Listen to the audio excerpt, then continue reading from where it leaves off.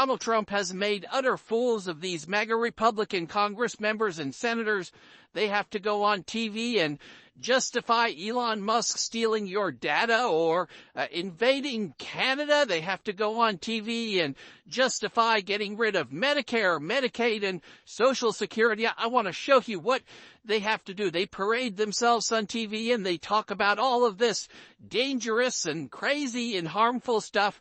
And then on the other hand, you have the Democratic members of Congress who I think are now really beginning to fight back hard. It took them a while, but they're fighting back hard, and they're calling it a Republican bait and switch, and they're talking about the coup that's taking place where these Republicans are allowing Elon Musk to go into government entities and agencies and destroy them and take your data. Let me just give you the facts.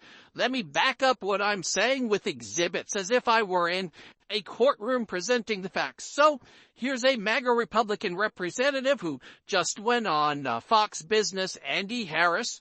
And here's what MAGA Republican Andy Harris said. He's saying basically that, unless you're really working, even if something's wrong, that happened to you, no Medicaid for you. Play this clip. Look, we think that there should be work requirements for able-bodied people who choose not to work. We don't think they should be on Medicaid. We don't think they should be receiving food stamps. There are ways that, again, we can cut the tremendous increase in what we call the non-Social Security, non-Medicare, non-interest payment part of mandatory spending. There are tremendous opportunities. We've uncovered them. We're going to be talking about them over the next few weeks because we think that's the gold mine that needs to be hit. Okay. Want me to bring it to the next level? Here's MAGA Republican Congressmember Riley Moore. He's saying, look, Republicans, we need to pay our tax cuts for the billionaires with people's Social Security and Medicare and Medicaid. Yep, he goes, we got to get rid of this mandatory spending. And when he talks about mandatory spending, mandatory spending is Social Security and Medicare. So just be clear what he's talking about here. Hear him in your own words. This is with the MAGA. I could show you 10 of these. I'm not going. I'm just going to show you this one. Let's play it. Time opportunity here in unified government to actually address mandatory spending. Yeah. Mandatory spending is the biggest driver of the debt in this country. And so we have to address that. And that's what the House Republicans are so solely focused on while taking care of all these other agenda items that we've discussed, taxes and all the like. So you do believe that there will be an effort to cut into mandatory spending in order to get some offsets for some of the spending in the reconciliation bill? Yes, that's what we've been discussing. And as I said, I think this is our once in a lifetime opportunity. You see government shutdowns over discretionary spending all the time in the appropriations bills. Just to be clear, discretionary spending is only 26% of every dollar that's spent annually in the United States. So we got nearly you have a lot of choices, yeah. Mandatory, and if we don't address that, I mean, we're in a world of hurt. You got 75% of it's mandatory spending. So you get the point that you MAGA Republicans are going on and trying to act like it's patriotic or some great thing for you to give up your Social Security, your Medicare, your Medicaid, your rights to Donald Trump and Elon Musk. So then you get MAGA Republican Representative Pete Sessions. Now, he goes on CNN here and he goes, look, Elon Musk and Elon Musk's team, they showed up at the Treasury Department and all these government agencies and they said, give me the data. And so the people who were working there until they got fired by Donald Trump, they wouldn't give Elon Musk your data. So what Elon Musk had to do is he had to bring in this team of 19 to 22-year-old hackers, and they had to come in and they had to break into it. So they broke into it, so to speak. He goes, Musk's team broke into your data as though this is supposed to be normal. You're play this clip. What are these people, many of them young staffers without government experience, doing with my private information? I mean, as we know that they've accessed private information about, for example, those who have received disaster relief and the DHS system. What can you tell us about that data, what they're doing with it, what they're accessing? Yeah, well, first of all, they're not interested in anybody's particular private data because within these systems, they are payment systems of where money was going out and where they're gaining visibility and access to that. I will tell you that I strongly believe that the request that they had, they were not receiving positive viewpoints on people did not want to comply. So when they chose not to comply, they brought their own people in who broke into, so to speak, these databases and provided the information we needed. And the government people, computer programmers were shocked that it could happen. I mean, if you're watching this overseas, if you're watching this in Canada, if you're watching this anywhere internationally, if you're watching this in Mexico, we have supporters across the globe. You're like, what? He's saying that just a random private citizen oligarch goes in and just hacks your data, and they had to do it. And the Republican spineless members of Congress are like, yeah, we need to do it. I'll raise the bar for you. So then Donald Trump's National Economic Council director, one of the top economic people for the MAGA Republicans, Kevin Hassett, he goes on CNBC. And by the way, this CNBC reporter is like an ultra MAGA guy who gave Donald Trump like the most propaganda interviews ever.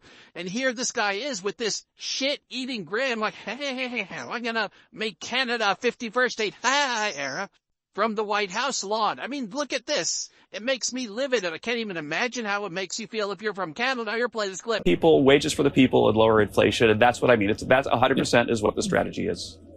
I mean, he's told Brett Baier he really is serious about Canada as a 51st state. There are some things that you're laughing, but are there times where you're like coming up with ways to defend some things that seem a little bit maybe outlandish? When the U.S. was founded, how many states did we have? Hey, Kevin. And how many do we have now? And so is it outlandish? Is it outlandish to dream? Some of it seems a little outlandish. I don't think so. I mean, so it's like crazy to let Hawaii and Alaska come. It's just crazy. It's outlandish that we brought Alaska. Canada's really mad. I got one for you, Kevin. But I think he's telling you that they are serious. Now, before I showed you that clip, I said, I don't know how it makes you feel in Canada. I would say the Midas Touch Network now may be the biggest YouTube channel and the biggest media channel in Canada. And to all our Canadian viewers, thank you from the bottom of my heart for putting your trust in the Midas Touch Network, because we're very supportive of our Canadian supporters here, and we are going to fiercely as some of my Canadian supporters said, we feel like we're living above a meth lab. It's even worse when you're living in it. I don't even know how to that's worse when you're actually here. But we will work from within, as I said, until they grab this microphone and rip it from my hands. I'm going to be fighting for the sovereignty of Canada, for normalcy here, for people's rights, for people's social security and Medicare here, for all of that. Then we're going to be fighting for peace across the world here. So, but I know our Canadian supporters, they're boycotting America. I know that the United States tourism lobby says that if 10% of Canadians do not travel to the United States, if the United States tourism industry just takes a 10% hit, that would be $2 billion, since Canadians spend $22 billion a year in the United States, and that would cost 144,000 jobs in the United States. Tell me what your number is in Canada. I think the Canadian boycott of traveling to the United States and the boycott of buying American products, especially as Donald Trump just slapped more tariffs on Canada, I think the boycott's 50-60%. Canadians, it's a scarlet letter for Canadians to come to the United States and to buy American stuff unless they're like forced to. If you think I got it wrong, Canadians, tell me in the comments. If you think I got it right, tell me in the comments. But I'm listening to what you're telling me loud and clear, and I'm trying to report on what you're telling me. Okay. So here, this MAGA Republican Congress member Babin, here he goes. The founding fathers didn't intend for people to come into America and have babies that become citizens. As Celia goes, they literally effing did, bro. That was literally the whole effing point. Here, watch this. Well, for one thing, Sandra, it's great to be with you. We're being, this bill is being accused of eliminating birthright citizenship. The executive order of President Trump does not eliminate birthright citizenship. This bill does not. I'll say this repeatedly. It does not eliminate birthright citizenship. It clarifies it. It has been the most misunderstood, misinterpreted thing, I think, in the federal government. It's been around since 1868, the 14th Amendment. And what this does is clarify who gets birthright citizenship. No way in heck did the founding fathers or did the Congress in 1868 in the post-Civil War era ever intend for illegal immigrants to come sneaking into our country or birth tourism to millionaires from China and elsewhere coming in to have babies and have these babies become citizens of the United States just by virtue of a misinterpretation of this 14th Amendment. So this will clarify, and you said it, there are 3 instances when one of the parents has to satisfy so that the baby will qualify and become a citizen of the United States of America. Okay. That's all we're doing. We're trying to bring clarification to this because it is nothing but a boondoggle. It is an abuse of our system, and it has to stop. You think because the MAGA Republicans are trying to justify Donald Trump via executive order changing the United States Constitution and revoking birthright citizenship. All right, let's go to some Democrats. Cleanse a little bit. Here's the Democratic minority leader, Hakeem Jeffries, and here he is talking about the bait and switch of the MAGA Republicans who are coming for your Medicaid, your Medicare, and your Social Security. That's why I wanted to show you those videos at the outset so you can see it's not hyperbole. They're literally doing it. Here, play the clip. What's the final element of the Republican bait and switch? Enact these massive tax cuts for billionaires and wealthy corporations and stick working class Americans with the bill. The nerve of this group of people who spent all last year lecturing the country about how they were going to do something to drive down the high cost of living, do nothing about it, are planning to enact massive tax cuts for their billionaire buddies, and then, as the final element of the Republican bait and switch, stick working class Americans with the bill. House Republicans have no plan to love and cherish Medicaid. Let's be very clear about that. No plan to love and cherish Medicaid. Their plan is to destroy Social Security, destroy Medicare, and destroy Medicaid as we know it. Now here's Hakeem Jeffries again, talking about the Republican bait and switch. Let's play it. Last year, all we heard from my Republican colleagues was the need to do something about the high cost of living, while at the same time, they ran away from Project 2025 as if it didn't exist. This year, Republicans have spent all of their time implementing the most extreme parts of Project 2025 and have done nothing to lower the high cost of living. Not a single thing. Not a single bill. I had the incredible opportunity to speak with the Democratic National DNC chair, Ken Martin. Here's what he has to say. Play this clip. Well, look, it's only been 3 weeks, and Elon Musk has already shown that he's the worst president that the U.S. has ever had. And so, in all honesty, I mean, this is the guy that was put in charge to bring efficiency to our government.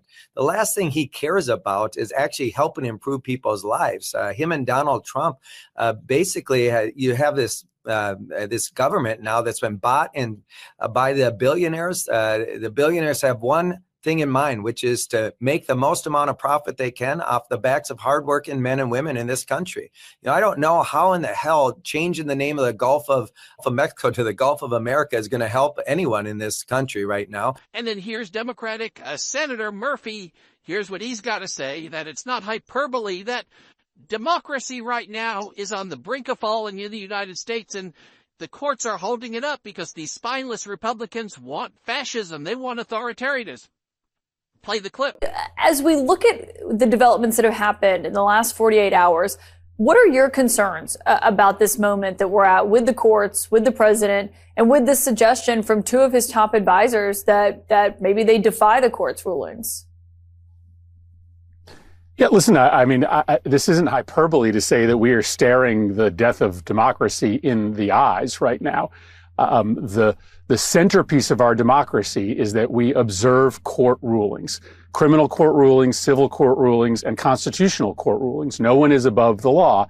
And whether we like it or not, the courts interpret the law. So yes, throughout the history of the United States, the courts have made rulings on when the executive branch is exercising legal power and when they are going beyond the power that they have, either constrained by statute or by the Constitution, just as they regularly rule on whether or not individuals have complied with the law or violated the law, whether those be civil laws or criminal laws.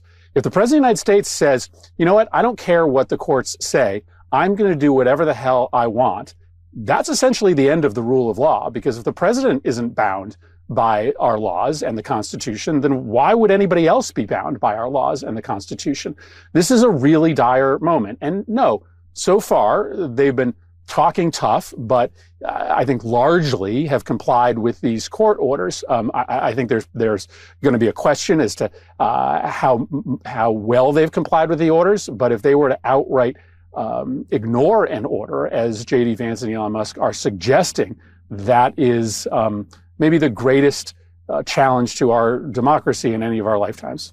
But then finally, what Fox, Fox has their, this WWE fascism. Like Jesse Waters reminds me of that, the host from the Hunger Games, like, the hair, every aspect about this guy. And the whole thing is just so, performative and dumbed down. So they bring Hulk Hogan on, and Hulk Hogan comes on with like his American beer that he sounds like, oh yeah, the Hulkster. Here, play this clip. I would love it. And from his lips to my ears. I dare them to shotgun one of these 24-ounce big slams. You will really have your Trump pump on, brother. We're sending a case to Barkley. Man, I wish I was there. We're sending him to shotgun him during the parade in Philly. Jesse Waters. I'd bust you up real bad, Jesse Waters. Let's go. I'd make you drink the whole thing. Let's go. See you, Hulk. I need a nap. I need a nap. And really what Fox is doing there is just polluting the minds of America. I mean, they are. I mean, it's just they know that 60% of Americans have under a 5th grade education. And so they're just showing, oh, Colgan, yeah, America. Meanwhile, America has never been weaker, and Donald Trump every day is pushing America closer to a Great Depression. Keep me posted, Canada, on your boycott, and I want to hear in the comments if is it closer to 100% of your friends that are boycotting? Do you know anybody in Canada who's buying American? Do you think this is all Canada now just trashing American stuff? I need to hear from you. Let me know so I can report on it accurately. Hit subscribe. Let's get to 4 million subscribers. Thanks for watching.